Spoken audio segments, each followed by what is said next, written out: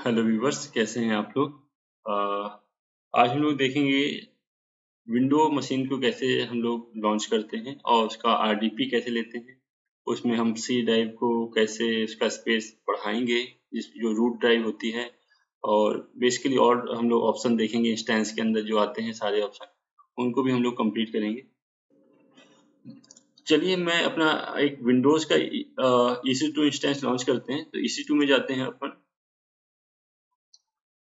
और इस लेक्चर में मैं काफ़ी कुछ बताने वाला हूँ आपको विंडोज़ के बारे में। तो इंस्टेंसेस में जाते हैं। अभी हम लोग के पास कोई भी इंस्टेंस इस रीजन में रनिंग नहीं है। जैसा मैंने आपको पहले ही बताया कि इंस्टेंस आपका रीजनल बेस होते हैं, जिस रीजन में बनाएंगे उस रीजन में ही दिखेंगे। तो इस रीजन में कोई भी इंस्टेंस हम लोग का अभी क्रिएट नहीं हुआ है। तो लॉन्च इंस्टेंस में क्लिक करते हैं हम लोग। अब ये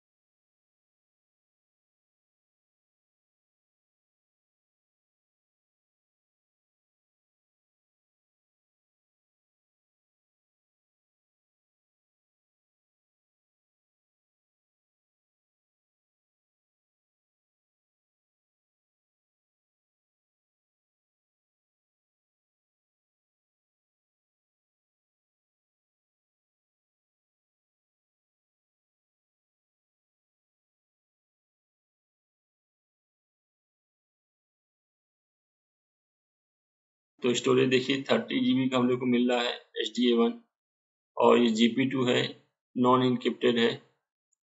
नेक्स्ट टैग दे देते हैं हम लोग, नेम,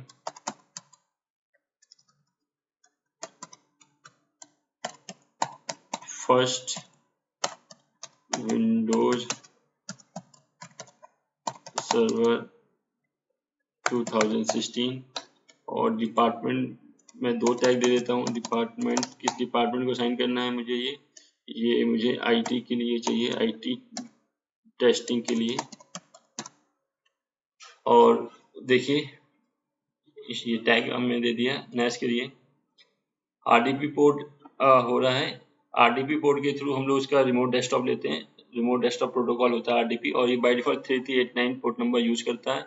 और मैंने इसको पब्लिक अलाउ कर रखा है। अगर चाहें तो आप सिर्फ अपने ही पीसी के लिए करना चाहें तो माई IP भी दे सकते हैं। तो ये ऑटोमेटिक आपका IP डिटेक्ट कर लेगा। तो सिर्फ इसी IP के थ्रू ही आप अपने विंडो मशीन को एक्सेस कर पाएंगे, RDP ले पाएंगे। अभी मैं यहाँ पे कस्टम कर देता हूँ और कस्टम में ऑल कर देता हूँ। तो सभी कोई भी पब्लिक IP के थ्रू आप एक्सेस कर सकते हैं। क्रिएट न्यू कर लेते हैं हम लोग। यहाँ पे इसको हम लोग नाम दे देते हैं RDP SSH एंड ICMP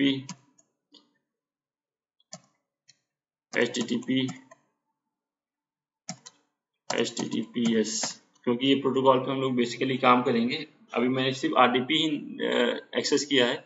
इस पे हम लोग नेक्स्ट लेक्चर देखेंगे, इसलिए मैंने इस नाम से ये सिक्योरिटी ग्रुप बना रखा है। और इसको रिव्यू एंड लॉन्च में क्लिक किया और लॉन्च कर दिया मैंने। की पेयर पूछ रहा है, की पेयर क्रिएट न्यू की पेयर करते हैं और इसका नाम दे देते हैं सर्वर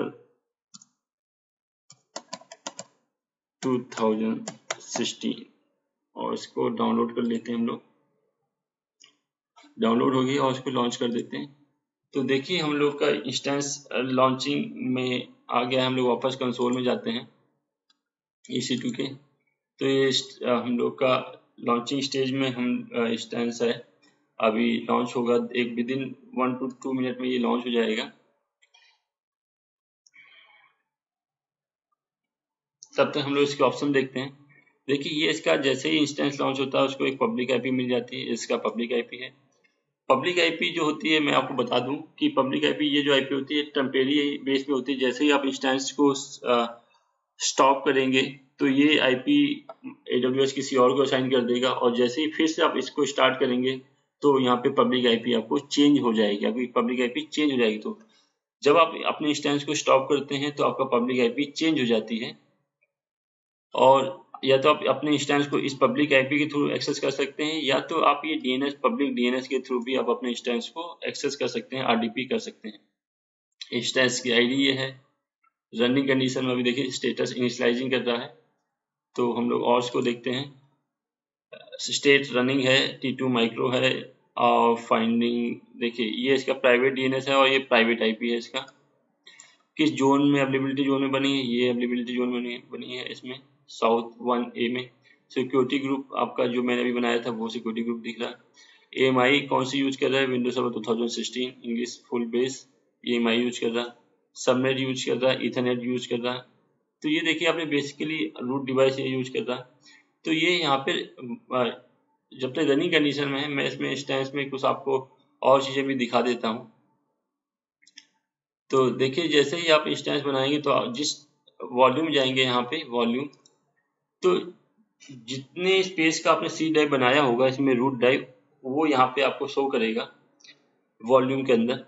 और आप चाहें तो इसको किसी और को भी असाइन कर सकते हैं। ये देखिए माई फर्स्ट विंडो सर्वर और ये 30 GB का है। तो जो आपने रूट ड्राइव आप लगाएंगे, चाहे विंडो के साथ लगाएं चाहे आप लिनक्स इंस्टेंस के साथ लगाएं, वो आपको सारी की सारी आप या आपने कोई अदर पार्टीशन किसी इंस्टेंस के साथ अटैच किया, चाहे विंडो के साथ चाहे लिनक्स के साथ, वो आपको सब यहाँ पे शो करेगा। तो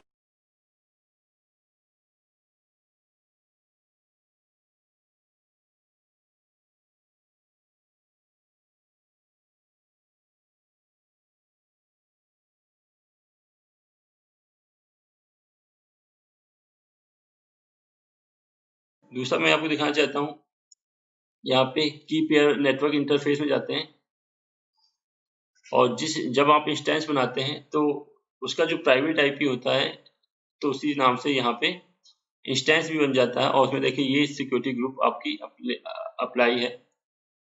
और की पेयर जो भी आपने की पेयर बनाए होंगे वो सारे की पेयर आपको यहाँ पे दिखेंगे। ये देखिए ये सारे की पेयर दिख रहे हैं। तो मुझे ये पहले से बने की पेयर, इनका कोई यूज नहीं है, तो इनको मैं एक्सेल में जाके डिलीट कर दे रहा हूँ और यहाँ पे डिलीट लिखता हूँ और ये इनको मैं डिलीट कर देता हूँ। ठीक है, तो आपको मैं एक एक चीज दिखा रहा हूँ कि जब भी एक इंस्टेंस बनता है तो उससे उसके कंटेंट या उसके कहाँ कहाँ कितने ऑप्शन बनते हैं। तो देखते हैं इंस्टेंस मेरा लॉन्च हुआ है कि नहीं हुआ है। यहाँ पे क्लिक कर दिया तो देखिए इंस्टेंस मेरा लॉन्च हो गया, रनिंग में आ गया और 2x2 चेक्स है। अब हम उसको एक्सेस करना चाहते हैं, तो एक्सेस करने के लिए सबसे पहले इसका पासवर्ड चाहिए होगा हम लोगों को। तो पासवर्ड के लिए हम लोग गेट विंडो पासवर्ड में ऑप्शन में क्लिक करते हैं। फाइल जो भी की पेयर फाइल बनाई थी वो यहाँ पे हम लोग सेलेक्ट करते हैं, चूज फाइल में जाके। तो फाइल हम लोगों ने बनाई थी सर्वर 2016, इसको ओपन करते हैं, डिक्रिप्ट करते हैं और ये देखिए पासवर्ड हम लोग का यहाँ पे आ गया। इस पासवर्ड को हम लोग यहाँ पे से कॉपी कर लेते हैं और इसको एक नोटपैड में हम लोग चाहें तो एक्सेस भी कर सकते हैं। नोटपैड में हम लोगों ने इसका पासवर्ड लिख लिया है, ये पासवर्ड है। और इस इंस्टेंस को हम लोग इसका पब्लिक आईपी देख लेते हैं, ये इसका पब्लिक आईपी है, इसको भी नोट कर लेते हैं। तो आप चाहे उसकी पब्लिक आईपी से एक्सेस करिए, चाहे आपके इस नाम से एक्सेस करिए, दोनों से ही उसको आरडीपी एक्सेस हो जाएगा। अब आरडीपी एक्सेस करने के लिए अपने आप बेसिकली मशीन या लैपटॉप में आ जाते हैं। ये देखिए मेरी मशीन या लैपटॉप है, तो यहाँ पे हम लोग कमांड एक्सेस करते हैं। विंडो में जाके आर प्रेस करते हैं तो रन बॉक्स एक्सेस हो जाता है। विंडो में जाके आर को प्रेस करते हैं तो रन बॉक्स एक्सेस हो जाता है। यहाँ पे लिखते हैं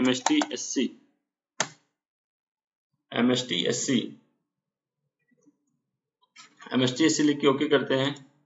यहाँ पे ऐसा बॉक्स खुलेगा, यहाँ पे आप चाहे आईपी दीजिए चाहे उसका नेम दे दीजिए।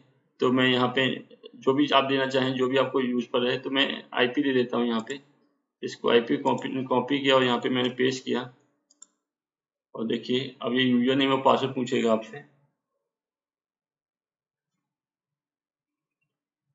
जैसे user name by default administrator होता है और ये कोई की सेंसिटिव नहीं होता है, चाहे आप इसको कैप्स में लिखें चाहे स्मॉल में लिखें, कोई इससे दिक्कत नहीं है। और पासवर्ड आपने यहाँ पे कॉपी किया है वो यूज करिए आप और यहाँ पे पेस्ट करिए पासवर्ड को और ओके करिए। देखिए तो इस तरह हम लोग अपने विंडोज की मशीन को एक्सेस करते हैं किसी भी लैपटॉप से या किसी भी डेस्कटॉप से RDP इनेबल है, और उसको मैंने सिक्योरिटी ग्रुप में सभी पब्लिक IP के लिए इनेबल कर रखा है। तो कोई भी IP इसको एक्सेस करना चाहेगा और उसके पास वैलिड यूजर नेम या क्रेडेंशियल उसके पास वैलिड होंगे तो वो इसको एक्सेस कर सकता है। ये जब तक एक्सेस, ये देखिए एक्सेस हो गया है ऑलमोस्ट। मैं इसका डेस्कटॉप भी आपको दिखा दूंगा। तो डेस्कटॉप में इसमें अमेजोन आपको सारी डिटेल देता है कि इसका पब्लिक IP क्या है, इसका प्राइवेट IP क्या है, किस जोन में है, कौन सा सर्वर आपने लिया है, सारी डिटेल इसके डेस्कटॉप में रिफ्लेक्ट करेगी आपको अगर आप फर्स्ट टाइम इसको एक्सेस कर रहे हैं। देखिएगा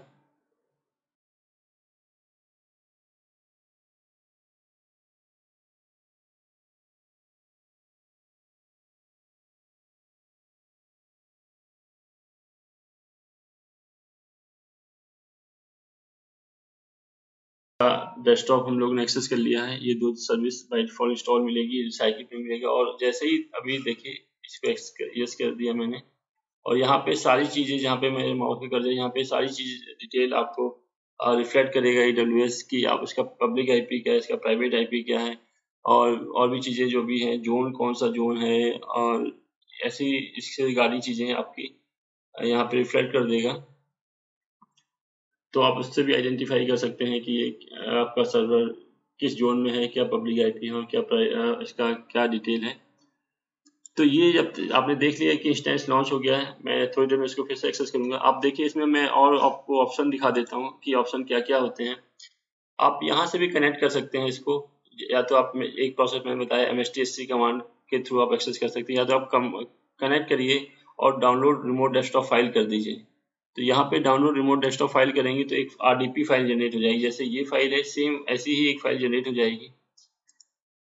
ये देखिए इसका होस्ट नेम दिखा रहा है, जो मैंने आपको बताया था इसका होस्ट नेम, इसकी instance ID, public IP, private IP, इसका instance size, availability zone, total memory, ये सब चीज आपको यहाँ पे शो करेगा। अब देखिए आप, मैं यहाँ पे था कि आप यहाँ पे ये इस डाउनलोड रिमोट डेस्कटॉप फाइल के थ्रू भी एक्सेस कर सकते हैं। इसको क्लिक करेंगे तो ये फाइल जनरेट हो जाएगी, और जैसे इस फाइल को ओपन करेंगे सिर्फ आपसे पासवर्ड पूछेगा और दोबारा आपसे कनेक्ट हो जाएगा। ये देखिए कनेक्ट, सिर्फ आपसे पासवर्ड पूछेगा और आप कनेक्ट हो जाएंगे। तो देखिए ये जो नेम आ रहा है ये वही नेम है जो आपने, इसका पब्लिक DNS नेम है।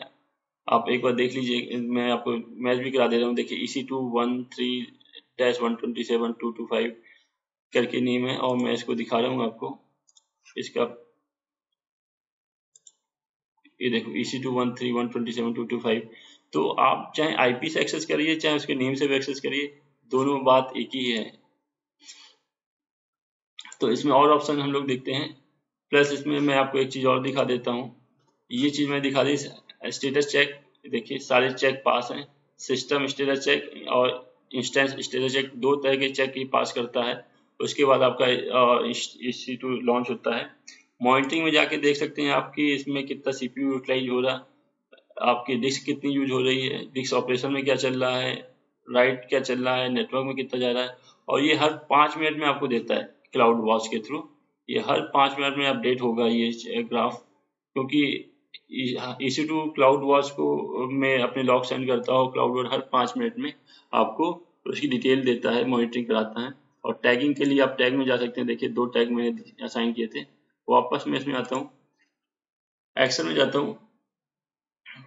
अगर आपको स्टेट में जाते हैं और उसको स्टॉप करते हैं तो स्टॉप हो जाएगा, और या तो आप रिबूट कर सकते हैं या तो आप टर्मिनेट कर सकते हैं। 3 ऑप्शन आते हैं इसमें, स्टॉप, रिबूट या टर्मिनेट। तीनों ऑप्शन में से कुछ भी आप इसको सेलेक्ट कर सकते हैं। स्टॉप में बंद हो जाएगा, रिबूट में रिबूट हो जाएगा, एंड टर्मिनेट में टर्मिनेट हो जाएगा। इंस्टेंस सेटिंग में जाते हैं हम लोग। अगर टैग में एडिट करना है तो आप टैग को एडिट कर सकते हैं। ऑटो स्केलिंग, मैं इसको टॉपिक को फर्दर आपको बताऊंगा। अगर आपको IAM रोल अटैच करना है तो IAM कोई रोल आप बना के यहाँ से अटैच कर सकते हैं। टर्मिनेशन प्रोटेक्शन में बताया था कि टर्मिनेशन प्रोटेक्शन से अगर आप इसको डिलीट करना है, अभी ये एक्टिवेट है, इनेबल है, अगर आप इस इंस्टेंस को डिलीट करेंगे तो डिलीट नहीं कर पाएंगे। क्यों? क्योंकि ये टर्मिनेशन प्रोटेक्शन एक्टिवेट है। देखिए टर्मिनेट किया और ये यहाँ पे ऑप्शन हाईलाइट नहीं हो रहा। जब तक वहां से आप डिसेबल नहीं करेंगे, यहाँ पे एक्शन में जाके सेटिंग जाके चेंज टर्मिनेशन प्रोटेक्शन, तो यस इसे डिसेबल कर दिया। अब आप इस इंस्टेंस को डिलीट कर पाएंगे। देखिएगा अब ये ऑप्शन हाईलाइट कर जाएगा, ये देखिए। लेकिन मैं इसको डिलीट नहीं करूंगा, मैं थोड़ा ऑप्शन आपको बता रहा हूँ।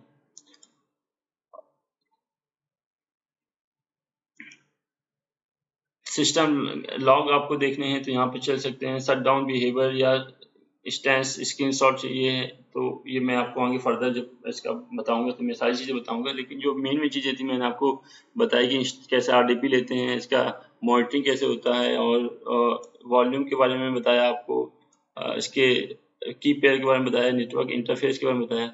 तो फ्रेंड आज के टॉपिक में बस इतना ही। Thank you.